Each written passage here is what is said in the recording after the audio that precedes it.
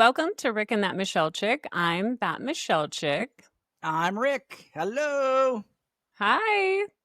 So I thought before we would jump into the continuation of the radio words term definition thing that we kind of started from the last episode, I wanted to read you a text that I got from my friend Risa. Are you ready? Yeah, I'm ready. Sure. Okay. Hit me. Hit me with your best shot. I have it written down so I don't have to look at my phone. She says, Vic told me about your podcast. That's her other friend that we have. I'm listening to the second episode right now. Ask Rik if he's been to Humpin' Hannah's in Lewiston. That was the bar to go to when we were under 21 because we could drive 90 miles to Lewiston and drink because Idaho's drinking age was 19. And she went on to say he must know about Enterprise, which is where she grew up. Of course. And Wallowa County. How do I say that? Wallowa County. Wallowa Lake. So she's near Wallowa Lake. And yep. Rattlesnake Grants. Oh. And Bogan's Oasis. On. Mm-hmm. Which we haven't mentioned that you wrote a book. I know, but look at my shirt. What does my shirt say? Oh, that's so sweet. Says Bogan's Oasis. Absolutely. Okay, now you have to tell the story about it. Well, gosh, I could spend that's all in your day. book.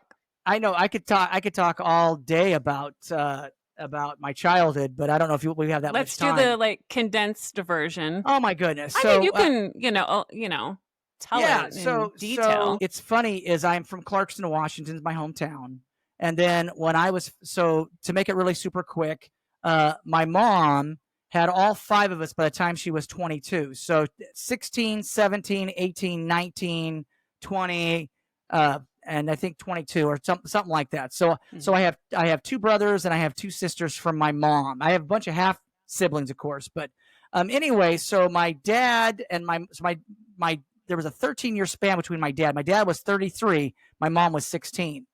And so I was born in Clarkston. And what happened when I was 5 years old is the state came in and took us away and put us all into foster homes.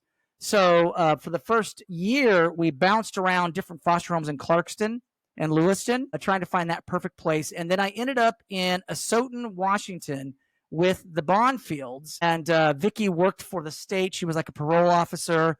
The husband worked at WSU. What was interesting about that particular home, they had 2 boys and they had a daughter, but they were a very athletic family. And so I was 5 years old, and that was kind of the expectation was that you had to basically be a jock, in this household. So what happened was, so they were very nice people, but we didn't match, right? And so they brought my little brother Tuffy, that's his nickname. His real name's Robert, and Tuffy's way more. My brother spent 15 years in Walla Walla State Pen, so.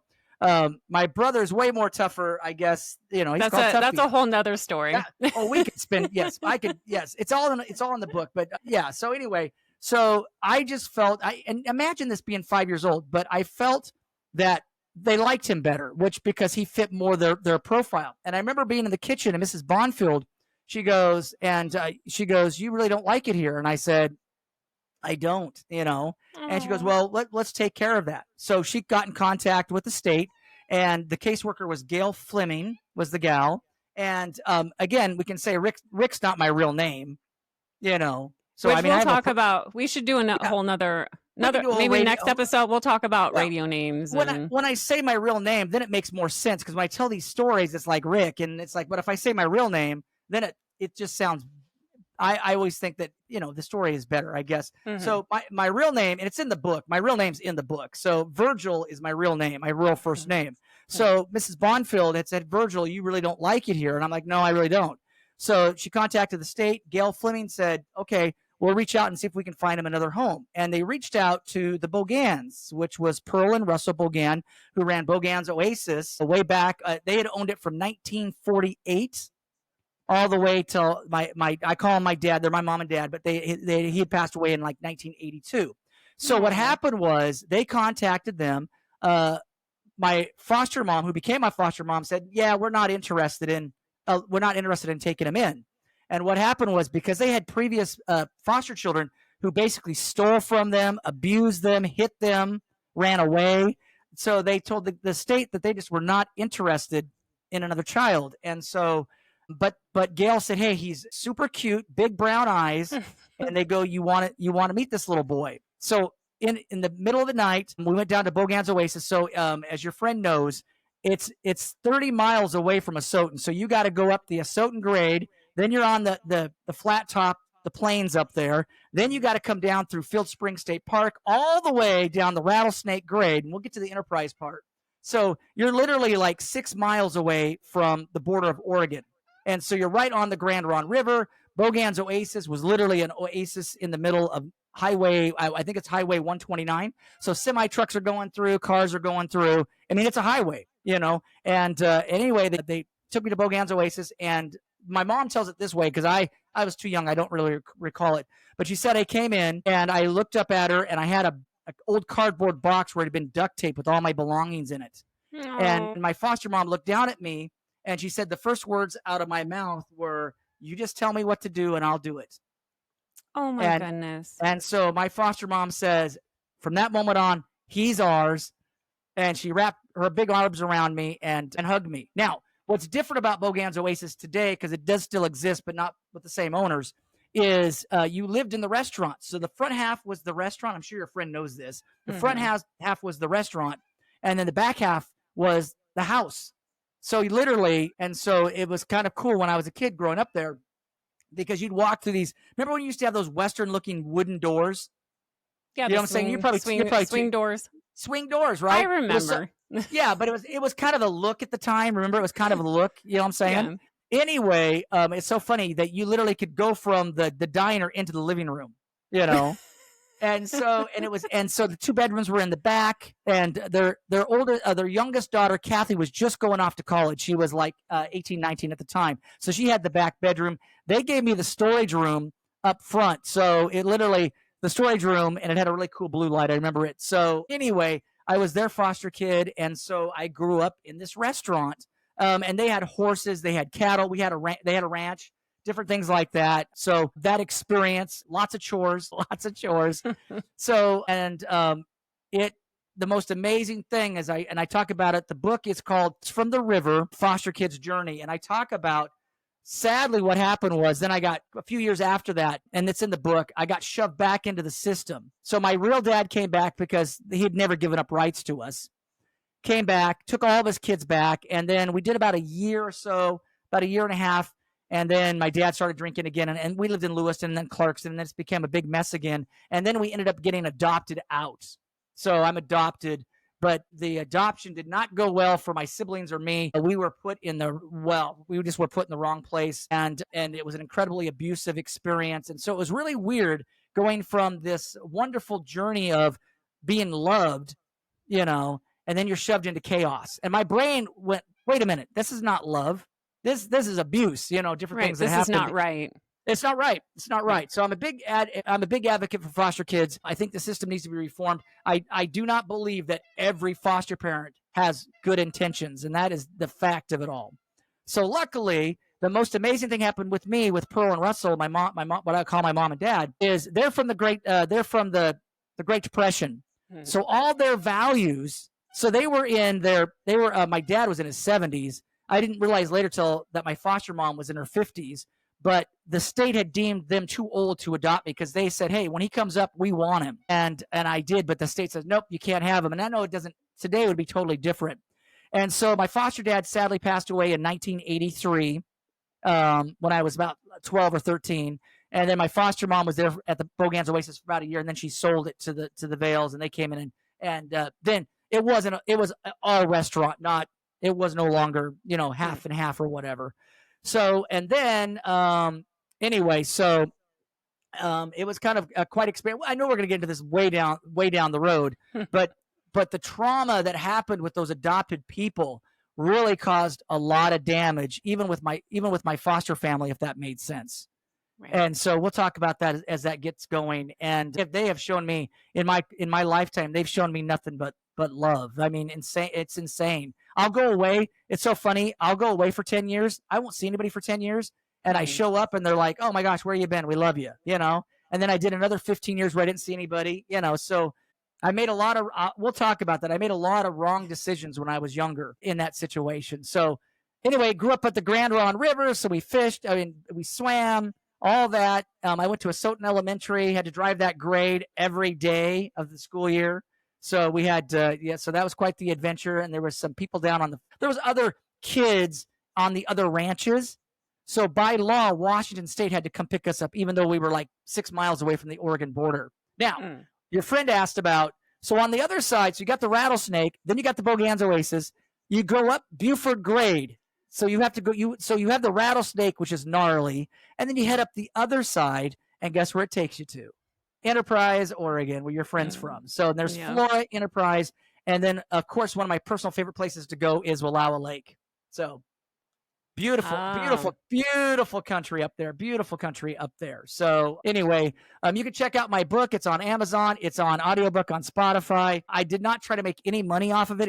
It's not I'll even send her a free copy or a PDF of it. Oh, because it's not I'm about. sure she would buy it. It's not about the money. I have it priced like it cheap ebooks like $2. You know, and the hard copy is like $6. You know, $6, $7 just to print it, basically. But it's got photos. So she'd love it because it's going to have pictures of the Grand Ron River, you know, and you know, me as a child and different things like that. And it really was a love letter to my foster parents, because I got ripped away from them. So I only had this little period of time, you know. So on both sides, as I always talk about the book, it's sad, happy, sad, happy. So you know, yeah. So I don't know if you've read it, Michelle. Have you?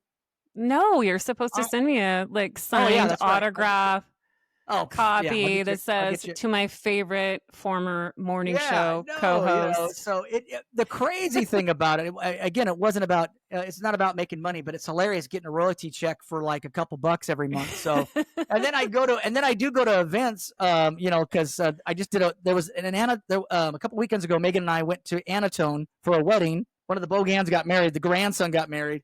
And anyway, people would walk up and go, "Oh, I bought your book. Oh my gosh, your book's so great." Da da da da. And I'm like, "Oh, you know." So it really talks about, you know, those values and those different things, and living on the ranch down there, and being a little foster kid, and you know, and basically it's the first part of my life, not the radio part of it. We'll talk about the radio part, but it really breaks down bit already.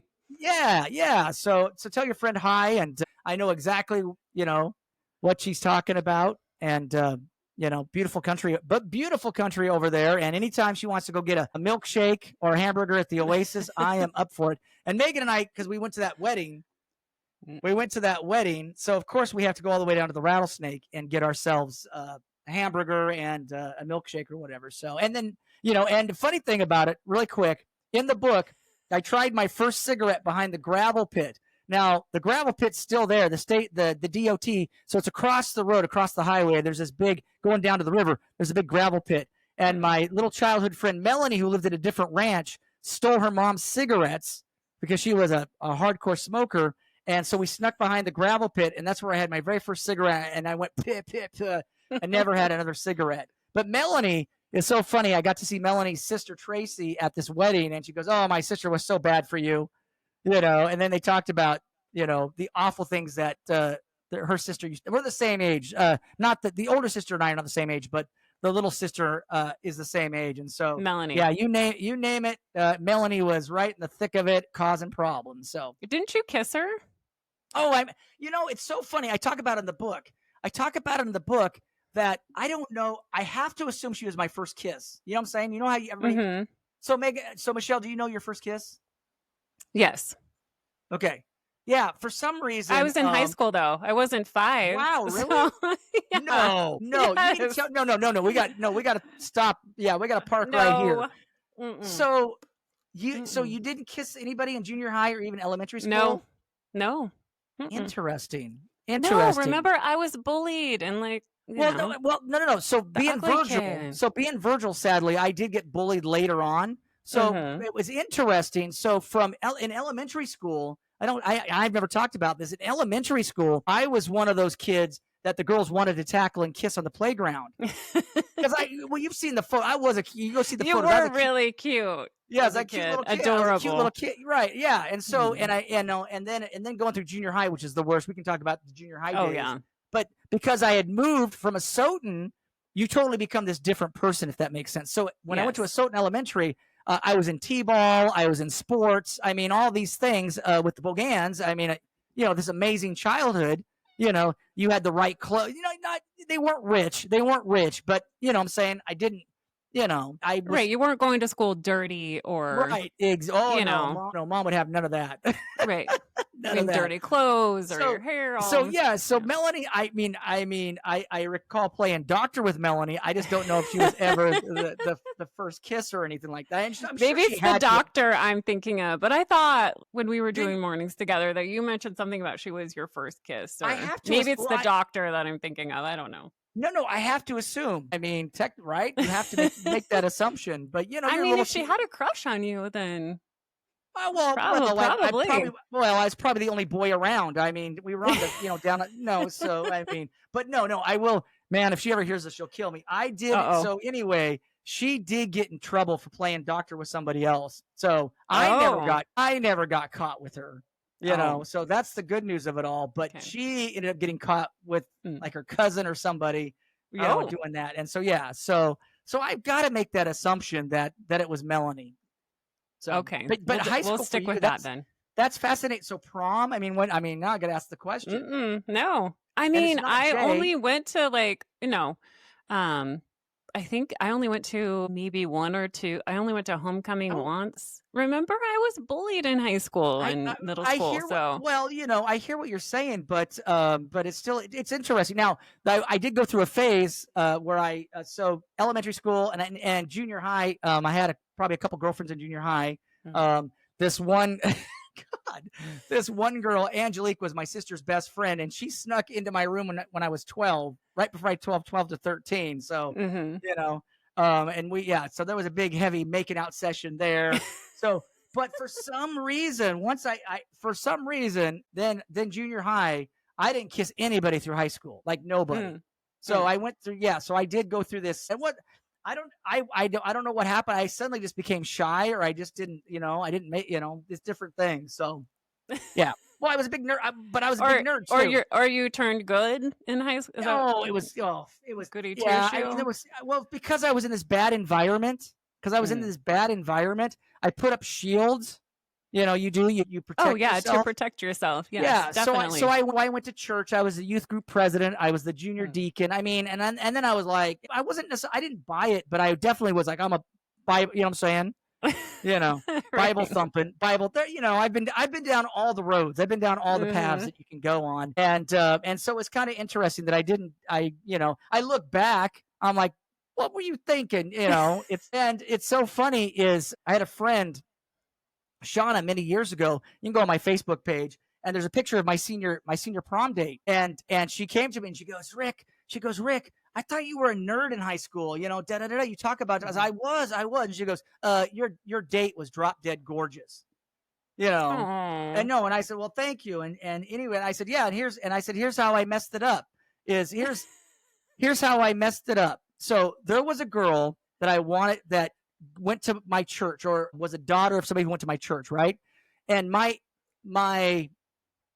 because of my childhood, I felt this need to put on not airs. I wanted to impress people, if that made sense. Because, Michelle, I'm sure you felt the same way. Oh yes, definitely. So I totally get it. When you're picked on for being virgin and you're Virgil, blah blah blah, and I talk about it in the book. I'm the smelly kid. Okay, I am the smelly kid. You know what I'm saying? So from 6th grade up until my senior year, you're going, this kid's the smelly kid, right? Well, my senior year changed to where I really became who I am today, if that makes sense, because I left the adopted parents' place, and I moved in with our minister for that final year of high school. So in high school, that final year, oh my gosh, I was in drama class. I did all the things that I couldn't do when I was You blossomed.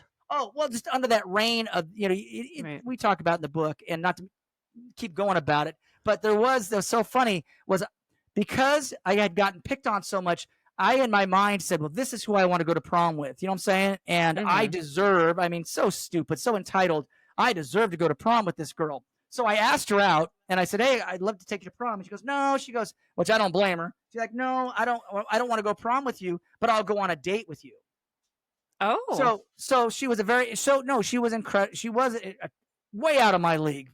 just hands down. So we went on a date. We went on pizza. Did it up. Well, you know, you're 17 years old, so my brain was fixated. You know what I'm saying? Like, oh, you know. So anyway, there was another girl. Her name was Susan, and apparently we were in drama together. And they were doing a play at the fairgrounds called Prince Charming or whatever. And she so badly wanted me to be Prince Charming, so I would have to kiss her. So what happened was I had to work, so I couldn't, and I was being real gun shy about it, right?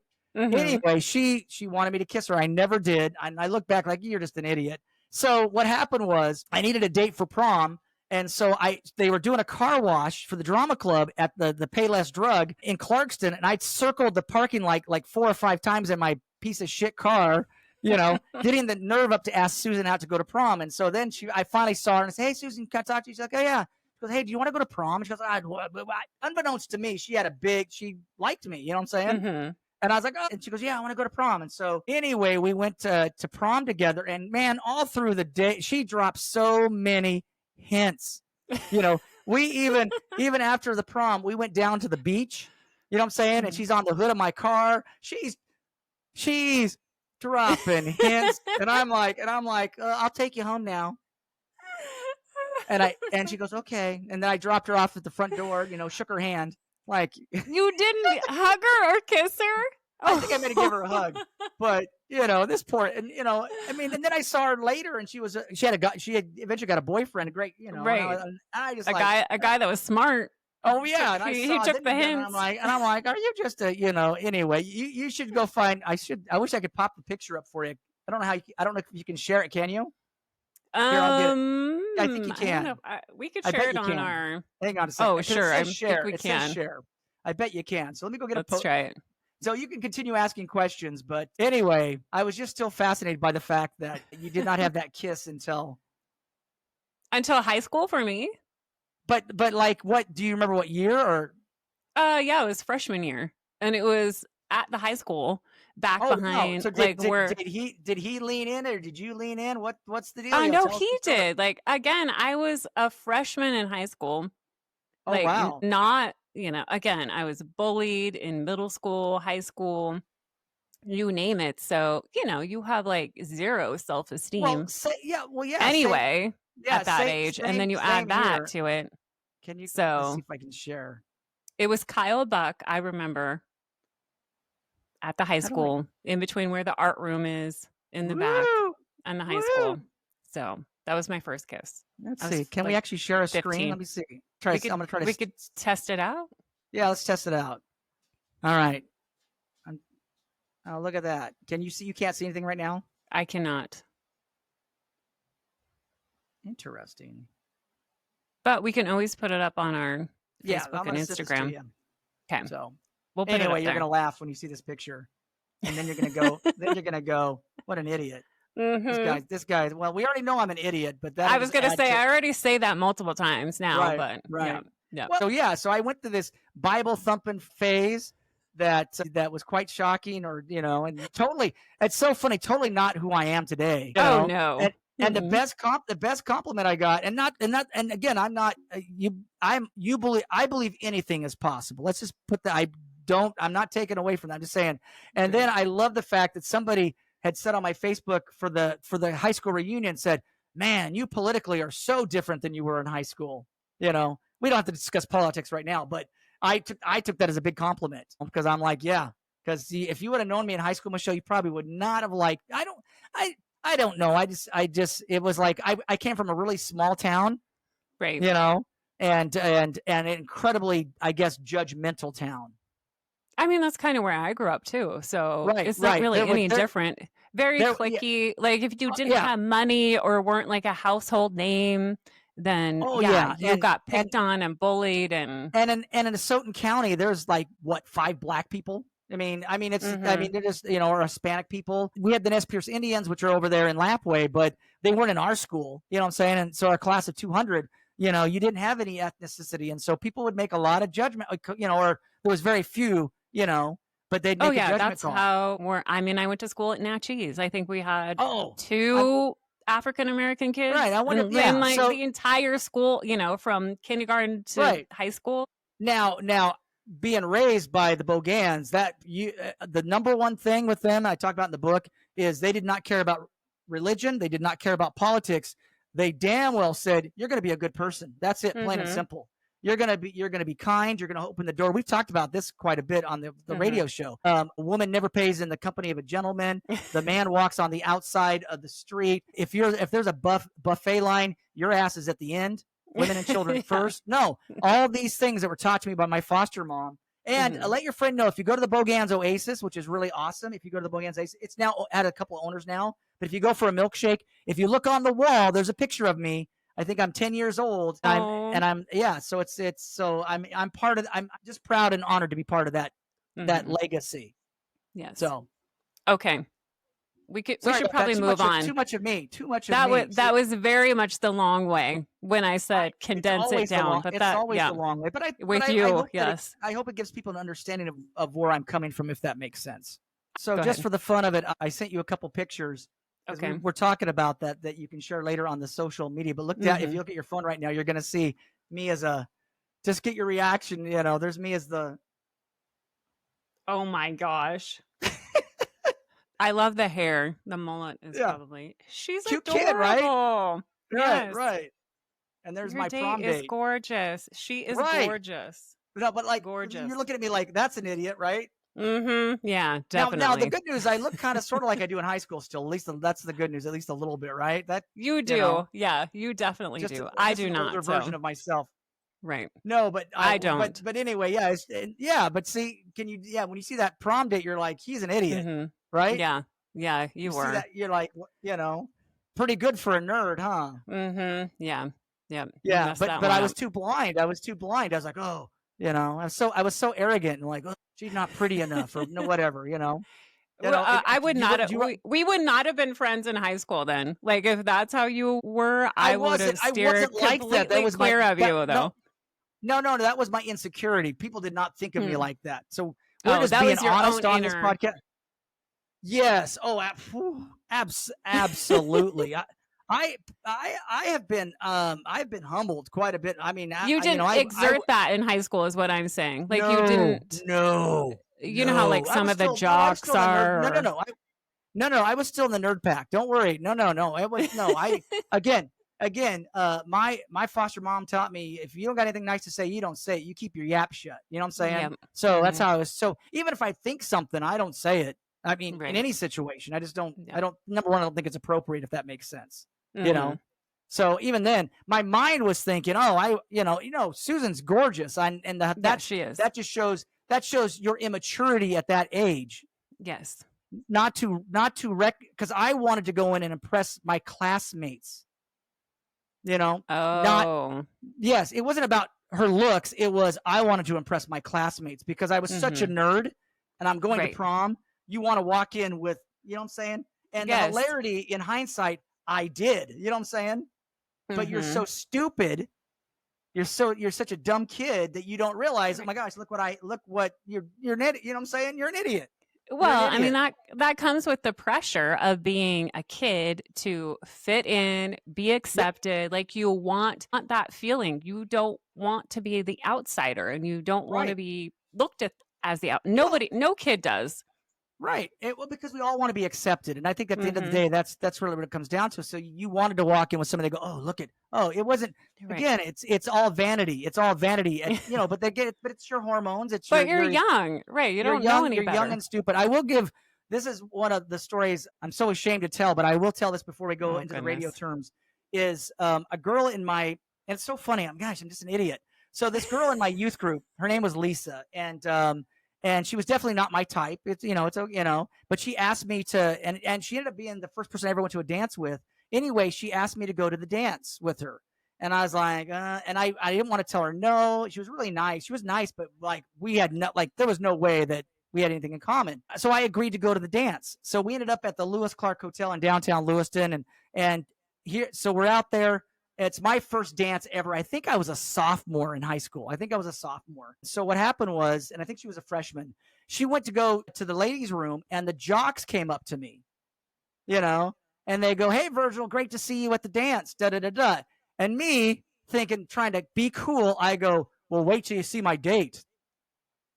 Oh, So asshole. Anyway, the jocks. Here's the humbling part. They look at me and they go, "It's great. We love the fact that you're just here." Oh, so the lesson is learned. You know what I'm saying? yes. Yeah. It's like, and this is just shows you as a kid how, there's no excuse for that behavior, but I'm saying there's a lot of trauma in there, a lot of different things. Right. But anyway, then I decided after that, and Lisa's really great. I don't know whatever happened to Lisa, but I just said to myself, going forward, I will ask the girl out. I will not. And so I didn't. I never accepted a date. You know what I'm saying? So I learned my lesson. Like, hey, if you don't want to go with somebody, you just tell them no. You know what I'm saying? Like, sorry, right. Not interested. But I love the jocks in my class. They said, what do we don't care who you came with. Right. We're glad you're here. Because when you're, Michelle, you can relate this. When you're a nerd and you're picked on and all these different things, they're shocked when you show up to anything. Like they would cruise downtown Lewiston, and after I got out of the Wallace situation, the bad situation I was in, there I am cruising in my senior year, and people are like, "Oh my God, Virgil's cruising," because you get to do the regular. And I've always argued this point about it. I don't know about you. My goal was just to be a normal kid. So at the end of the day, it wasn't about drinking. It wasn't about partying. I wasn't trying to do those things, but because I was in such a horrible home, I wasn't allowed to even be normal. You know what I'm saying? You didn't. Right. Did you want to invite your friends over to your parents' house when you were a kid? Oh, no. You have when you have so much, for me, turmoil and just your mom, chaos, you said, right? From your mom, you can't, you don't have that security and that safety to have your friends stay the night. I stayed the night at my friends' houses all the time. Right. But Same hardly, here. I think maybe one or two times did I have anyone that wasn't a cousin, like my cousins would come stay the night, but friends, hell no. Same here. They're not coming number over. One, I was ashamed where I lived, number one. You know what I'm saying? Because it was unkept, it was dirty. It was like, I didn't want my friends coming over and seeing, the where I lived, if that made sense. And when you and again, going back to the book, if you read the book, you understand it. And I've had a lot of people reach out from high school and who knew me and go, "Oh my God, I can't believe this stuff was going on." And you don't know anybody else's journey, Right. And so in my old age, I have definitely taken that to heart when I think about people and I see people. I don't make the judgment call. You know what I'm saying? Like, different things like that. And I understand, I am definitely a lot more sensitive, I guess, if that makes sense, to the plight of kids, teenagers, adults, things they go through. Whereas before you kind of would like, why can't you used to be like, oh, why can't they get themselves together? You know what I'm saying? Well, it's not always an option. It's not always an option for people. So, empathy, and that's how I was raised. Mom and dad, they raised me that way. So, there's a period where shame on me. My mom would have kicked my sorry dog. Beat your ass is what she would have done with her slipper. I think everybody has to go through those things, And I think that's growth. When we talk about certain things, it's like we used to make fun of certain things as kids. I would never do it now, and that to me, that was stupid to do it as a kid. But now it's growth. As if you grow up, you become mature. Oh, definitely. Lessons learned. You move on. Like you said, you changed, political ideologies from when you were younger to adult. And I think that's just learning where your moral compass is and what you believe in and stand for. And when you're young, you have no life experience to base that off of. You're just going off of what other people are usually telling you. Well, okay. Can we move on now? We can. Are we done? Are we done with the stories? Are you sure? Are you sure there? Your friend is like, okay, now I've had too much of Rik. Okay, she's like, okay, that is enough. Shots. I need to take some shots. She probably will. I mean, not while she's driving, obviously, to Lewiston. I apologize. This was not supposed to be the Rik show. I warned her. I said, man, you don't want this to be the Rik show. I knew when I finally roped you in after years of begging you to do a podcast. I know. I'm like, I just have he has so many great, but that's life, though. And I have so many stories. You know lessons that we learn, and it's who we are as people. Oh, yeah. And again, we can't share all these stories on the radio because there just isn't enough time, or we can't be that truthful. I think we'll have material for years, actually. Now, I kept gosh. wondering, where's the material going to come from? Well, I've already discovered, it's going to be Well, and then when we were kisses and school and all that, And when we were discussing what are we going to talk about, and I said, we could talk about current stuff. I mean, we haven't even gotten to that aspect of lives. So we're still like on stories from and musical decades tastes ago, and artists, and oh my gosh, So yep, strap yourself in. This is going to be a crazy ride, people. It's going to be a long few years, let me tell you. Okay, well, let's finish our radio word terms definitions. We started these from last episode because I think I had like 39 words, so I split them up. If you want to hear the first set, you can go back to last episode and listen to them. Okay. Are you ready? I'm ready. Same thing. I'll give you the word and you give the definition, which we touched on this last episode, payola or pay to play. All right. Plugola payola. The password is plugola payola. So plugola payola. So interesting enough, even still today, you still have to sign a plugola payola that you're not going to accept gifts from record reps or any. You cannot, if your buddy is in a band at the bar and wants you to play his record, we can't just legally go on the air and he can't pay us to play it, if that makes sense. Oh, I'll give you $100 if you play this record or something like that. That's plugola payola. Plugola, even for the radio thing, is you have to be really careful. Let's say my buddy owns a great restaurant. Well, if I go on the air every day and talk about his restaurant and how great the steaks are and it's unpaid, that's plugola. We're not allowed to do that. So plugola is when you are plugging, when you have an agenda, if that makes sense. You've got an agenda and you're trying to get the personal message out. Steak. Yep, exactly. Sell steak, my favorite. And then payola is when you take. So it's interesting that you can still pay for play, but you have got to have an intro and an outro. So a great example is, I think, Reba McEntire or Brooks and Dunn. Somebody had a record years ago that they were trying to push at radio. So it said, this new Brooks and Dunn record brought to you by MCA Records. And then the new record plays. And then you have to identify that they're actually paying for that spin on the radio. But again, as we've talked about TVs, and so now what's happened with payola is it's more subtle. It's T-shirts, bumper stickers, promotions, different things. So there's always a way to circumvent the system, but legally you're not allowed to do it. Right. Okay, next word, transmitter. Transmitter. Oh, I always try to explain to people that's where the signal comes out of. There is the physical site where the radio station's at, but you got to shoot the signal somewhere and it goes to the transmitter, which is generally, as I always say, at the highest point in town. A lot of people don't realize that why are different stations, different stations are different wattages. And so it all depends on where your transmitter is located. So a great example, if you get the Quake KPQ, you can get that almost anywhere in Eastern Washington. And people are like, oh, great station, da-da-da. Its transmitter is on the highest peak in Washington. So you can get it in Tri-Cities, you get it in Yakima. It's got a massive range. And then you're like, well, why do I hear a station in town that I can't, like, let's say Mega 99.3, it's 600 watts. Well, its transmitter is in Tampico, which it's not powerful. Right. So there's varying different levels of with your transmitter. Right. Back announce. It's where you shoot the signal. That's all. We're moving on. Back announce. Oh, back announce is fun. Back announce is when you come out of a record. So you go, here we go. 105.3 Kiss FM, Journey, Don't Stop Believing. Rick Mikals with you. Sunshine, Saturday, and I've got great music on the way from Ed Sheeran. So you're back announcing, which means you're tell me who the artist and info of the song before you just played. Well, the flip side of that is talking up the ramp of a song. Yes. So explain that now. So the most irritating thing that disc jockeys do, which is our favorite thing to do, and the next term correlates to that as well. Good, so don't say it yet. So you're on the air and you hit the next record and it starts, and so we know how many seconds you have. You could have 15 seconds, you could have 20 seconds, whatever it is, and we want to hit that intro. So we'll kick it off like a great example is 105.3 Kiss FM got the Summer Sizzle Visa gift card you can win for $500, and here's Ed Sheeran and Bad Habits on Kiss FM front announcing. So you're going into the song. Yep. So yep. Man, does and that then sound hit like radio? The post. Yeah, it does. You hit the post also correlates with that. So explain that now. Okay, so the post is when the vocal starts, but I'm going to put some special sauce for you, Michelle. Oh. There's something called the musical post as well. Oh.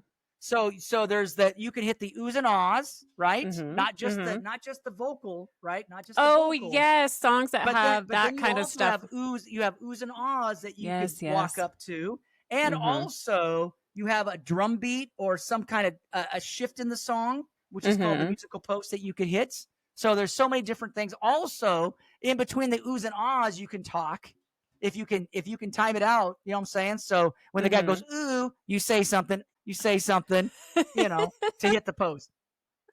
See, You're really good when you can do that. Or you've I've heard done the it a song few so many times. times, right. Well, Yes. so when you do that, that's practice. You have to sit there and you have to listen to the song in cue, and then you have to really practice that. And Right. and there are legendary DJs that like Broadway Bill Lee, one of my all time favorites, can do those kind of things. But radio has really changed to where you don't sound like a disc. You try not to sound like a disc jockey anymore. Right. Call That letters. we call it pukey, yeah. Puking. Call letters. Yep. Well, call letters are what they say. They're the call letters. So KEYW FM. You legally have to say it at the top of the hour. So in Yakima, it's KFFM. It's cats. So it's KATS FM, and then you have to do the city of license right behind it. So if it's licensed to Yakima or if it's licensed to Toppenish or whatever, you got to put that in behind. Legal ID. It's called a legal ID with the call letters. Yep. Demo tape. Oh, that's when you get fired, get canned, and you need a tape that And you got to send out your demo tape. Yeah. Well, it's the same thing as being a recording artist. If you're trying to get a record company or a record deal, you got to send them a demo. If you make songs, if you are in your studio and make songs. So the demo tape is usually you on the radio doing the things we just talked about. So giving a weather forecast, doing a personality, hitting an intro, showing, and you want that demo, and you want that demo to be less than 3 minutes. Yep. Because people don't have time. They just don't have the time to sit there and listen. They're not going to listen all the way. No, the first couple seconds of that demo has to be spectacular. Your first break had better be your best break. You got to put that up front because they're not going to go more than 1 or 2 breaks in. No. And one thing I can give you advice about this, if you ever want to make a radio demo, blew me away is when people would put the big voice person. Now 10 in a row with Joe Blow on in the beginning 100. of their demo tape. Yeah, on their demo tape. I'm like, I want to hire that guy. What are you talking about? So and then they come on Z100. It's Rik Mikals, and here is Janet Jackson. What? So, well, yeah, you just wasted 10 seconds with the voice guy when it could have been exactly. It's like, nope. You want to, no matter. I don't care what you sound like. You got to start with you. And you got to put the personality up front. Anybody can do the weather. You know what I'm saying? It's like you start with a weather break. Anybody can do the weather. You need to put your best personality. And generally, if you're talking with somebody on the phone, that's even better. Yep. Donut. Oh, that's and not the kind you eat either. So if you have a jingle package, so it goes Kiss FM, whatever. Which we talked about jingles in the last episode. We did. So let's say that the jingle, they're singing today's best music, and then there's a little donut. Hey, it's Rik Mikals after 3:00, and here comes Janet Jackson, and then KFFM. So that's kind of how that works. That's a jingle. What? I loved how you used your pukey voice for that. That was great. I know. Well, of course. I do it all the time. Yeah. No. Even when I talk in front of schools, I always give the pukey voice because that's really what's changed in radio is those pukey deep voices. They they don't fly like they used to. Which Shaylee, our youngest kid, she's 19 now, young adult. She always used to tease me, I'd be talking and she'd go, Mom is talking in her radio voice again. Radio voice. And I'm absolutely. like, girl, that radio voice got you backstage to Taylor Swift. So right. Absolutely. Zip it. Yeah, you better respect it. You better respect. That's right. Splice. Oh my gosh, it's been a billion years since we spliced anything. We don't do that anymore, but no, back in the day though, you had a reel to reel, so it's tape basically. Think cassette tape basically, and you had 2 reels, whoop, beep, weep, weep, weep, weep, and then you could splice it with a razor blade if you were trying to bring it all together. So splice. Yep, and then you'd have to tape it back perfectly. Oh yeah, so you could take out, say someone said the F word, you're like you're on there. Hey, Z100, what can I play for you? Oh, fuck, I want to hear Boys to Men. Okay, well, we're going to take out the F word and put, I want to hear Boys to Men. And so you'd splice it together. Yep. Now we do it by computer. Sorry about the F word. Way easier. It's way easier. Spot, which I'll be editing you. Yeah, stop. So this is when we get done with this podcast today, it'll be down to 10 minutes, and it'll be the last portion of this because the rest will be or cut I'll out. just bleep you out. Bleep. That's right. So spot, of course, is a commercial. So they could be 60 seconds, they could be 30 seconds, they could be 5 seconds, they could be 10 seconds, and they are generally in the stop set. So when we stop down, it's called a stop block, So a spot block, it's called a spot block, and so you stop and down. That's when you play the commercials. Yep. It's Teaser. a commercial. Yep. What's that? Teaser. Next word. Teaser. Oh my gosh, teasers are fun.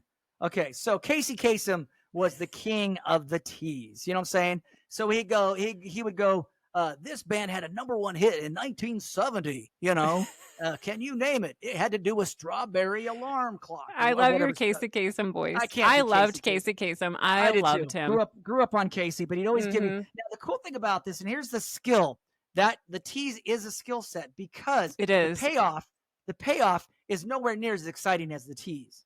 So a great example is, oh my gosh, At Home. Here's a great one for you right now. I'm not in Yakima, but I did an article today about At Home. They're closing the Yakima location. I know. I'm so sad about this. I love that store. So if you're on the air, you're going to go 107.3 KFFM. What popular home decor store is going bankrupt? We'll tell you more about it in 10 minutes. Right. And then you come back after that and go, give them the story. You want them to listen longer. Right. Yes. Format. Well, of course, there's so many varieties of format, but there's country, there's rock, there's top 40, there's alternative, there's jazz, there's polka. So if you're listening to a particular radio station, just remember radio stations are about slice of life. They are appealing to a slice of life. So when you listen to a top 40, it's women 18 to 34. It doesn't mean that men can't listen. It doesn't mean that a man 65 can't listen, but it really is tailored. The format is tailored to the audience. Same when you listen to Cats, which is a rock station. It's called an active rock station. So usually males 18 to 49, different things like that. So, and there's so many varieties of it. Now, here's the deal. When you live in a major market, you have 30 to 60 radio stations. You can have all these different formats. When you live in a small town, the reason why you have 3 country stations or the reason why you have 2 pop stations is because you can't support an alternative radio station or you can't support a rap station because the clients make the decision on what they're going to buy. So that you in a smaller market, you're kind of, you don't get those really unique formats, but the main formats, country, top 40, rock, news talk, sports. I mean, those are really the main formats. Cans. Are you talking? Well, okay. What I don't wear or try never to wear. I'm wearing now. I know everybody. I know I'm infamous for not wearing a headset because I just, oh my gosh, I don't like things on my ears. So when I'm live on the radio, we have to wear them though. When I'm live, I do wear. I wear headset. We have to. Yes. Yeah. And my headset. Remember, my headset's always here because I don't want to mess up my hair. Yes. Remember, there's especially if we needed to go somewhere. Yeah. Later that day as a morning show, then you definitely, Normally my hair's spiked, right? Exactly. Yep. So even broadcasting live, I wouldn't wear a headset. You know what I'm saying? I just play the bed. I'll, gosh. But I do wear a headset when I'm live. But if I can hear even a little bit of music, then I don't wear a headset. Which is why, explain why we have to wear them in the studio, because when we turn the microphone on, you can't hear anything. And so you have to be able to hear the song or, whatever. Yes. Yep. That's why. It goes mute. Otherwise, Rick would not wear them at all. I would not. And it's funny when I voice track, there's enough audio that I can hear the intro that I don't goodness. wear. So you know what, there's a secret here. Let me tell you why. Here's the deal. So what you hear in your ears is not how you sound. That's why a lot of people go, God, I hate hearing myself recorded because in my brain, I sound awesome. In my head, I'm like, man, damn, I'm good. But not in your headphones. But when I hear this recording later, I'm like, God, you suck. You suck ass. So you have a crappy radio voice. I don't even know how you survived all these years. So in your head, you hear differently. So when you wear a headset and you're like this, you think, well, I'm all ballsy. Hey, 3 KFFM. You sound that way to me right now. But you're still the same wussy that 107.3 KFFM. So you fool yourself into it. So that's why you see a lot of them with one headphone on. We'll do one headphone because then you can hear what you really sound like, and then you have a natural sound. Right. Not trying. We call it puking. When you puke, you know what I'm saying? We referred to that earlier. Yeah. Hotline. Oh, the hotline. We talked a little bit about this last episode, but not a lot. So back in the day, and this is gone away now, Michelle. But thank God. Back in the day when radio stations were staffed 24/7, which meant you had a morning show, you had a midday show, you had afternoon, you had nights, you had overnights, and weekends, and all that, right? Well, the program director, if he didn't like something he heard, he would hotline you. Now, it was a separate line away from the request line. So you'd see the request lines, and then you'd see the hotline, like, oh, here's the PD. Now it was usually red. The light was usually red for the hotline. You got most hotline. Studios I worked in. So yeah, and so the crazy thing is, sometimes it was just, hey, they're making a copy change or whatever they're doing, right? Mm-hmm. But the worst PDs on the planet, you would come on, start your first break, like, oh, here's Hanson, 107.3 KFM. The line would go off, and the PD, if he was an a-hole, would go, oh, that was a horrible break. Oh, that sucked. Well, guess what that did to the rest of the show? Tanked it. Like it totally, so, like your self-esteem goes in the shitter. Yep. So I'm so glad those days are gone. I've had some a-hole PDs back in the day. I tried when I was I tried not to use it. You know what I'm saying? Unless it was an important thing. I just felt like you got to talk to people when they get off the air. You don't talk to them during the show. You let them basically, I know it's kind of weird, but it's a performance, and you let them perform and let them do their thing. Right. So, and it can't be that important. You just, like, if it's something that bothered you, just jot it down, talk to them afterwards. But Michelle, you have dealt with that a lot in your career. Oh my God, yes. Career. And guess what? All those people, they're no longer in broadcasting. They're gone. Or they're dead. Well, or the older ones. You're gonna love this. Oh no! No, it's gonna be quick. I promise. So my very first station was KCLK in Clarkston, Washington. I was 18 years old, and I truthfully will tell you, I was horrible. Right? Well, we all were when we were just starting. We were. But I got fired from that first job because I didn't sound country enough, Now, number one, I always wanted to be a top 40 disc jockey. So that's beside the point. And we talked about that in one of the other podcasts where I talked about my feelings about country radio. And I still do country radio. All my gold albums are country radio. But my very first job, he fired me. And I remember looking over, and the guy was like, I don't know. Now he's probably my age, but he was probably 55. And I look over him as he's letting me go, and I just said, you're going to be dead soon anyway. You know what I'm saying? You know what I'm saying? As he's firing me, you know what I'm saying? I'm like, well, you're going to be dead soon. So I mean, I'm getting fired, but you don't have much. You don't have long for the world. So anyway, little funny story about there is that little cockiness peeking out when you're getting fired out the door. I will always concede. I was a little shit. I was. I mean, you just said what was in your head at the time. Well, but back in the day, so interesting enough, that station KCLK fired me. I literally went across the station that afternoon and got another job at KATW. Because you didn't have a non-compete. No, this is small. Just kidding. This is Clarkston. But back in the day, you could cross the street. You could. There was full-time DJs. I mean, you're still making $3.35 an hour, so it wasn't like you're making any money. And then it was funny is they let me go. I went to KATW. And then they called me back and go, hey, the person we had to replace you can't start for a month. Can you come in and do the show for a month? So me, I don't turn down an opportunity. So you were and I'm going to show you. I didn't. No, I was 100% professional. I was like, yeah, I'll come because I needed the money. I mean, I was 18 at $3 an hour. I needed the money. So I went back. But knowing you, I know you would go back and be like, oh, I'm going to be the best damn thing you've ever seen. Yeah, I mean, I've tried really hard not to in any of my situations, so I don't hold grudge. I mean, I just don't. Right. I just want to. Me, I just want to broadcast. I'm a broadcaster. So I went and got an extra month's worth of money from them. Got money from KATW, and then I worked at the skating rink. So, it worked out. That was it worked out fine. So, okay.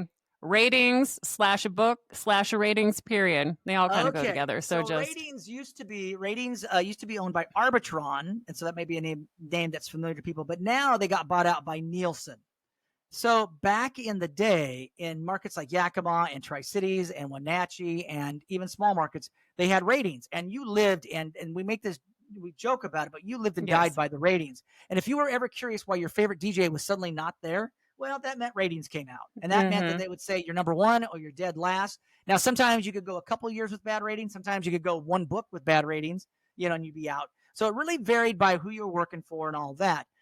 And then every market. Okay, so if you're in a major market, there are 4 rating periods a year. So you have winter, you've got fall, you've got spring and summer. In small markets at the time, you had just had spring and you had fall, and that's it. Now, the best contests were run during those ratings periods if you're in a small town. So if you're giving away cash, listen to your favorite radio station now. If it's giving away cash, must be a ratings period.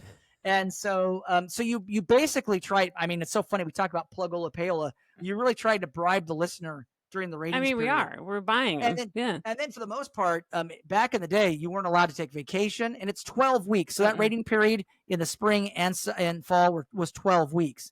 And so you were discouraged, which is so funny. No listener cares. But you were discouraged from taking vacation. I look back like, we're just idiots. So stupid. I know some of the rules. It's like, what in the world? This is dumb. Just stupid and ridiculous. So, but yes, so ratings, we don't have they're no longer in Tri-Cities, no longer in Yakima, no longer in Wenatchee.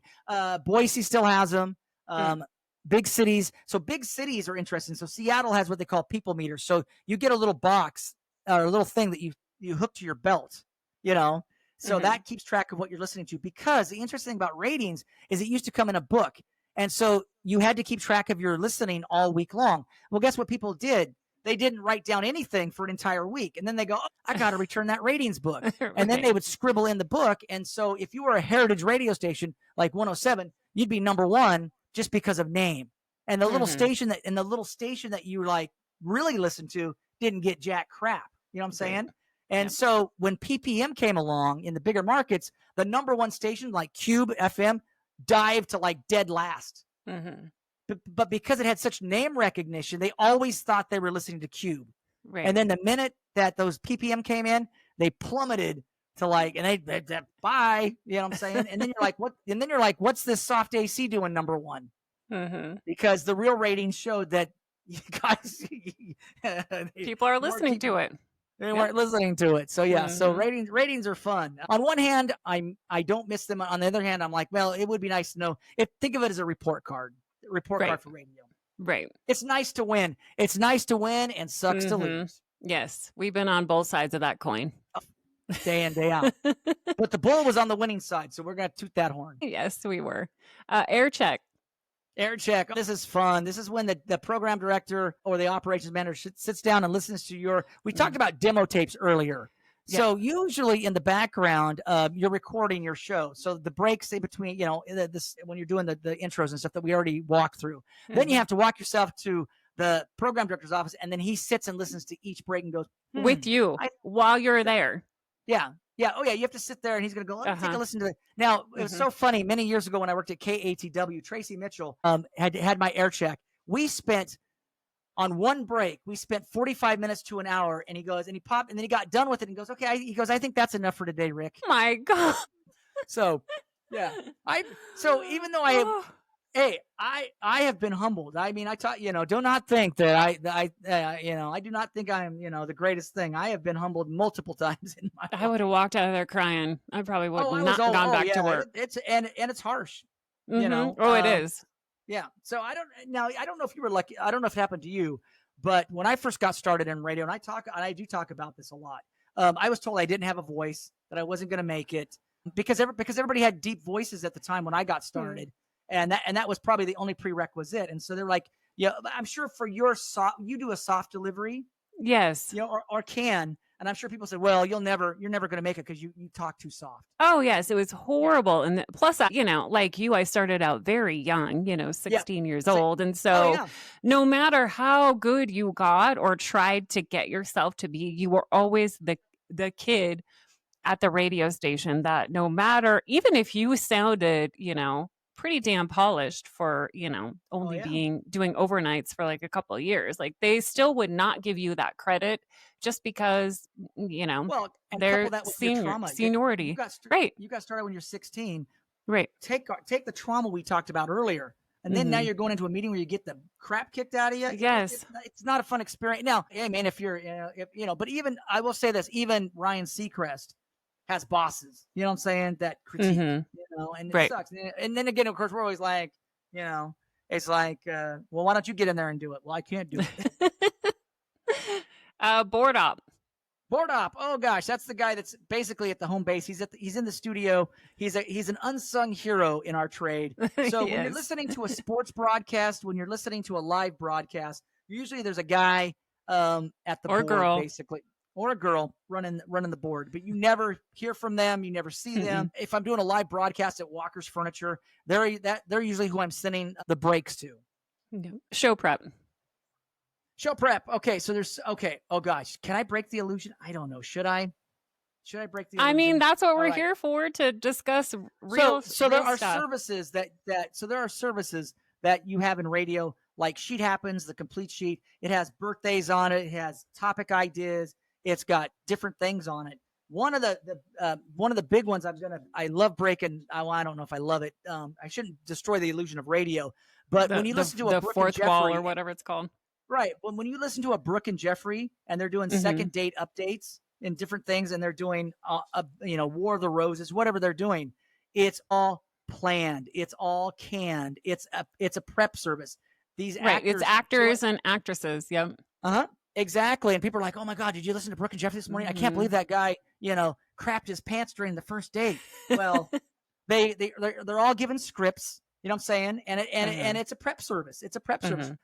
Rick and Michelle could have that prep service. Now, Brooke and Jeffrey have it in the market. But yeah, so that kind of blows the illusion that it's not a real, but I think most people suspect it's the fun of listening. Right. It's the fun of listening to the situation more so than, I always say this about David Letterman or Jay Leno or any of that is, do you really believe that Jay Leno and them were 11:30 at night? Do you really believe your favorite rock band showed up at 11:30 at night on the Tonight Show? No, because when they stepped outside, it was daylight. So they film those shows at 5:00 in the afternoon. But does it take away your enjoyment of what you saw or heard?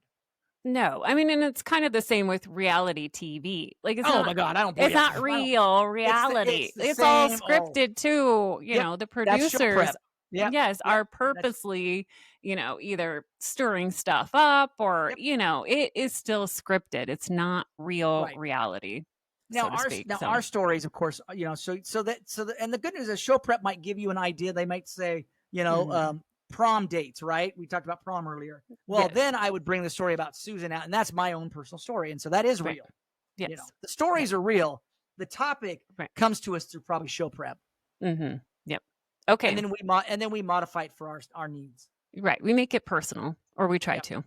Yep. The best we can. Major market, medium market, and small market, which you touched on a little bit with book. Woo. So let's explain. So every DJ's dream, of course, is to work in a major market. That really is. I mean, and I always go to schools and always give them this little trick question, and people never get it right. I'm like, if you're a radio DJ and you want to be in the number one market in America, what city do you want to be in? And they're like, I don't know. And I go, New York is the number one. What's number two? I don't know. Los Angeles. Oh, LA. Yep. It's all based on the city size. So when you look at right now, so when you look at Seattle, it's market 13, 14. It's considered a major market, but it's not considered a major market. So when you want major market, LA, Chicago, Philadelphia, Houston, those are the major markets. And then major market, Seattle, Portland. They're major markets, and if you can get there, that's great. Medium markets are like Bakersfield, Boise, Spokane is definitely a medium market, and then small towns are like Yakima and the Tri-Cities and Wenatchee, and there's even really where I'm from, Clarkson is totally little tiny town. Like it's tiny, it's dinky. So it just depends. And so as a disc jockey, you just want to get to the biggest market possible because you will make more money if that makes sense. Right. But the chances of you lasting there for a long period of time are very slim. I mean, I remember starting out because, again, like you said, that's all of our dreams when we're, little bright-eyed and bushy-tailed radio broadcasters, and we want to work at Z100. That was my thought. I'm going to get to a major market. But then once I got married and had kids and looked at okay, I don't want to be schlepping these kids all over the country to try and move up the ladder so that I can work at a major market and then only be there for, 9 months to a year if I'm lucky, and then get fired. And, then what? So let's just, let them be raised around all their family, and I can still have fun in radio, and I'm not missing out, and they're, not having to move all around the country. I think the best part in terms of is respect, if that makes sense. So for me at our company, Kurt Johnson's our director of programming. He's based in Dallas, and I just won. We talked about how I'd won this big award on the last podcast, the President's Club for the entire company. You know what I'm saying? Well, interesting enough, my boss and my other boss was like, "Well, we didn't get invited to talk about you, right?" Well, we're sitting in this ceremony with the award winners, and Kurt Johnson, our director of programming, goes, "Let me tell you about Rik Mikals," and he goes through this huge thing about my radio, or just what he thinks of me, right? Well, the biggest compliment to me is Kurt Johnson worked at LTW in New York. Like, he was the program director. The number one station in New York is LTW. You know what I'm saying? And I remember being in an elevator with one time with Kurt, and I were, I think we were in at an event, and I looked over at him. I said, "Oh, you've been to the big dance," you know? And he laughed, and he looked at me, and he goes, "Because we're radio people," he goes, "Yep." But to have him on that call, he's been at LTW, New York. He has gone, you know, now he doesn't have to be there now. He's in Dallas. I mean, and Dallas is a major market too. I mean, it's still major.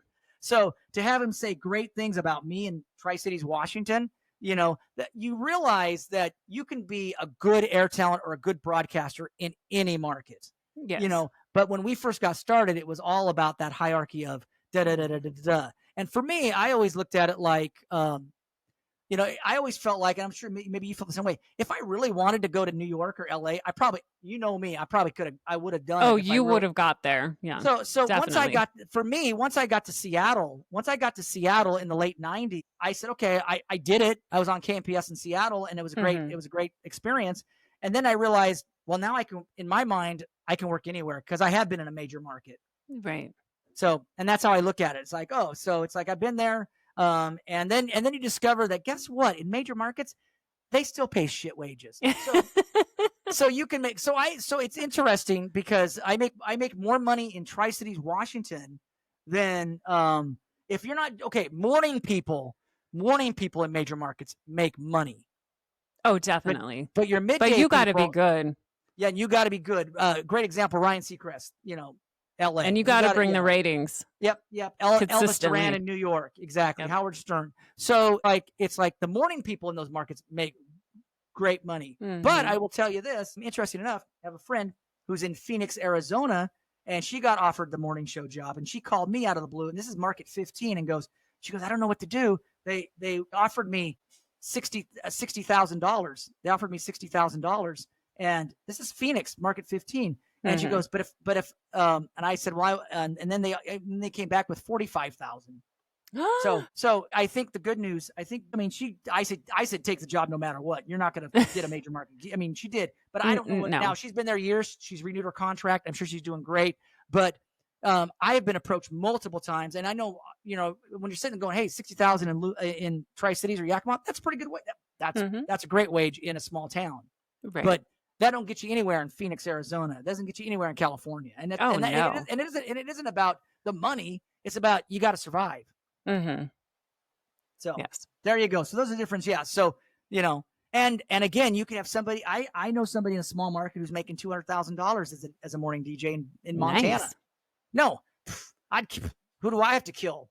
who do I have to assassinate? You're like, sign me up for that job. For that gig, exactly. So it all depends on the station that you're at and what they're willing to pay and what you can get out of them. Right. But the majority pay you. Crap. Okay, we're moving on. Promo. So a great example. We talked about it earlier with the record reps and those flyaways and those contests. A promo. So a promo could be anything that you're promote. It's basically promotional. So you could say, hey, go to Legends Casino and see Scott McCreery. 7:30 showtime. You're promoting that, or you're giving away tickets to that. And then you can have a produced promo where the big voice guy is talking about the concert and you're presenting a concert as well. Different things. Promos can do you're basically just promoting something. You have a face for radio. This is our last one. Yes. So I'm sure some people have not seen your face or my face before and used to listen to us at 92.9 The Bull. And, and then it's like, now most of the time I will say I've been very fortunate. Most people say that's kind of what they imagine me. Well, the biggest thing they say is they knew I wasn't heavy set. Oh my goodness. Are you because serious? I have a higher, well, no, no, but I have a higher voice. So, you know, it would be weird to be 400 pounds and have my voice, maybe. I don't know. Right. Maybe that would be, I mean, you weird. could, but you could. But some of the fun moments in radio, one of my personal favorites of all time is when I used to do mornings with Tom, Rick and Tom in the morning on the Bull. Mhm. Tom was a 400-pound black guy. And so that was the best because people would come up to meet us and they'd walk right up to me like, "Oh, you're Rick," and they got that right. And then they go, "Where's Tom? I got to talk to Tom." I'm like, "Oh, Tom's right over there." He's right there. And they're like, "Where?" And I'm like, and they're like, "Well, I can't see past that big black guy." I'm like, "That's Tom. You know, that's Tom." Goodness. Anyway, and Tom would wear his cowboy hat. And I remember when we did the Bull Bash in Yakima way back in the day when we gave away 7,000 free tickets. This is pre-social media and all that, right? Mhm. So they're out there introducing like, "And Rick Mikals," and I go out, wait, and they go, then they go, "Tom Reddick," and then Tom walks out with his cowboy hat, and that you could have heard a pin drop. They're like, and you can just go, "He's black." Oh my God. Because it's country radio. It's country radio. It's Right. you know, it's not it's country radio. You know what I'm saying? They just Right. it never occurred to hit them. And he used to always say, he's like, he goes, "My mom taught me proper English. What do you think I'm gonna sound like?" Yeah, Tom was great. He sadly passed away, but he was an amazing air talent. Mhm. He was. Oh, Tom. Yeah. Yep. So I mean, there you I've go. gotten the "Oh, you're a lot cuter than I thought you were going to be." Oh, Or, wow, I'll picture you being brunette." Oh yeah, no, I think for me that's always been my biggest. Even when I'm listening to other disc jockeys, my biggest revelation is usually hair color, because I'm like, "Oh, I'm sure that's a blonde. Oh, she's a redhead, or she's a brunette." You know, so for me, I'm like, "Oh, that's what that person sounds like." Mhm. Yeah, but Yep. yeah, face for radio, absolutely. Yep. That's And what there's we a call great. it. If you want, I will tell you really quick. There's a great video on YouTube where one of my coworkers, his name is Woody. Woody had made it to the big markets. He was in Chicago. He was in Philadelphia. He was on the Kelly and it was Regis and Kathy Lee show, right? And you know Shadow Stevens, right?